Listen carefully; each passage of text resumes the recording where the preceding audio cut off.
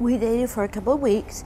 He told me he was going to take me out of state to go meet his parents. That's how it started for Chong Kim. She recalls being a young teenage girl who fell in love.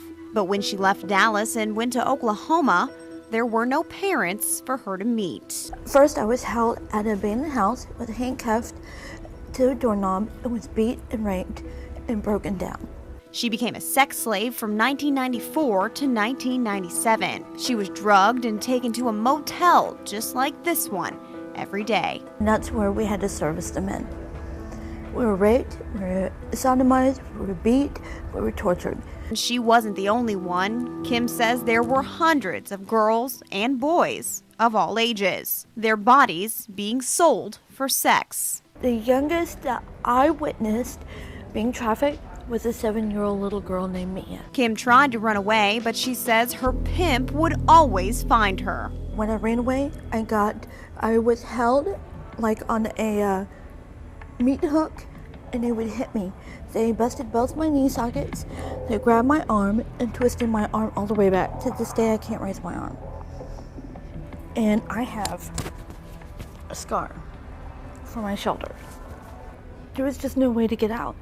If they didn't threaten us, they would threaten our families, people we cared about. After 2 years of torture, Kim finally escaped the shackles of sex slavery. Some of the film you just saw there was from the movie Eden, the true life story of Chong Kim. And what happened to her is happening right here in East Texas, in neighborhoods just like this one, every day. It can happen, and it does happen everywhere. This is a form of contemporary, a modern-day slavery. Nicholas Sensley works in Washington, D.C. for Humanity United. He has dedicated most of his life to stop sex trafficking. He says an estimated 100,000 American children are exploited in the U.S. each year, 2.4 million worldwide. Like Chong Kim, some are lured into slavery, or some run away from home and just fall into it. When a runaway minor gets on the street, statistics show they have about 2 or 3 days worth of money to support themselves, and then they have to turn to something else. And once they're in, there's no getting out. Sean McGraw from the Department of Homeland Security Investigations in Dallas explains, to pimps and traffickers, young girls and boys are just a dollar sign. And the younger they are, the more money they're worth.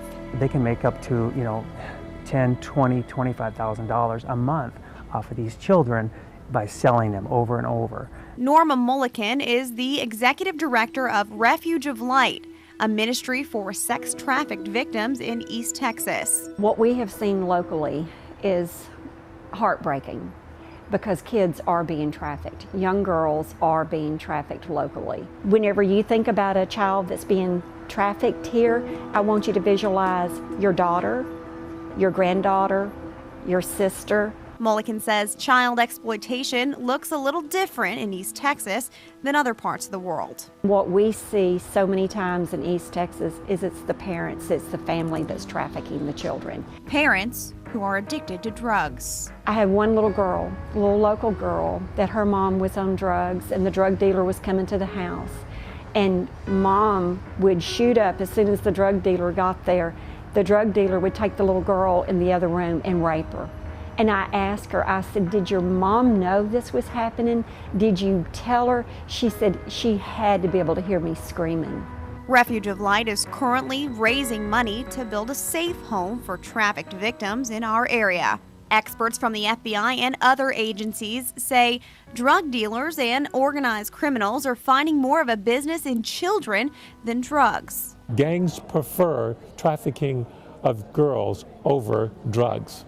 And that's becoming the unfortunate reality. Tyler FBI Special Agent Brent Chambers says law enforcement is beginning to shift and take a closer look into trafficking.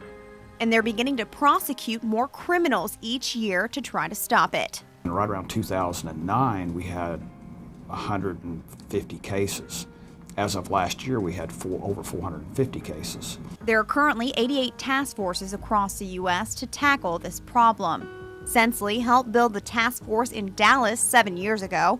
Now he's being asked to help create one in East Texas. Longview and Tyler and those areas fall into the Eastern District of the U.S. Attorney's Office, and we're looking to form a similar type task force and trying to build a unified state effort. Kim says although she will never completely heal from the scars of slavery, she will find ways to cope by advocating for victims and encouraging a movement all over the world.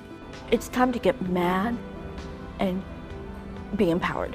We should all be fighting to stop that with everything we have. If we do not become enraged about this issue, then we are truly missing an opportunity to impact a problem that is very pervasive and it is going on in so many circles around us and affecting so many lives.